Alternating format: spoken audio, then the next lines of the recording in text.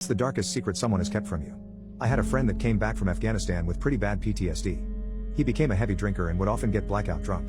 In 2010, he tried to end his life, but his longtime girlfriend found him and managed to stop the bleeding enough to save him. 3 years later, I got a call that he'd done it. He ended his life after a bonfire party where everyone was drinking. His girlfriend heard a shot and found him bleeding out in the bathroom. He shot himself in the stomach. I had always thought it was strange that he chose the stomach, since he was a trained soldier, but assumed maybe it was the alcohol or the nerves. He was still conscious when paramedics arrived, and he told them point blank he was tired of living in constant pain and just wanted it over. He pleaded with the medics to just let him die. 5 years after that, his girlfriend ended her own life. She'd been distraught and distant ever since he died, and she just never really recovered. Went from being a beautiful young woman, to a rail-thin substance user, and then swallowed a bottle of medication. She left a 16-page letter for her friends and family. It detailed how she had ended her boyfriend's life that night. He'd apparently been begging her to do a life-ending pact, but she didn't want to die. That night he got in a drunken rage and they were fighting the whole night.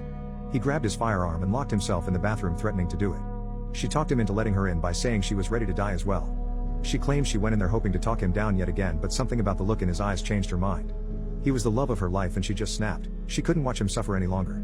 She took the firearm from his shaking hands and aimed at his chest. Her nerves and unfamiliarity with it caused her to lower her aim right as she pulled the trigger and ended up hitting low. She stated that he asked her to shoot again to finish, but she dropped the firearm and was crying uncontrollably.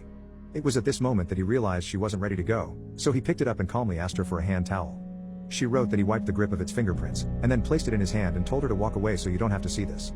She was frozen in place as he pointed it at his head and pulled the trigger, but it was empty. He'd only loaded a single round. She watched him bleed out over the next couple minutes.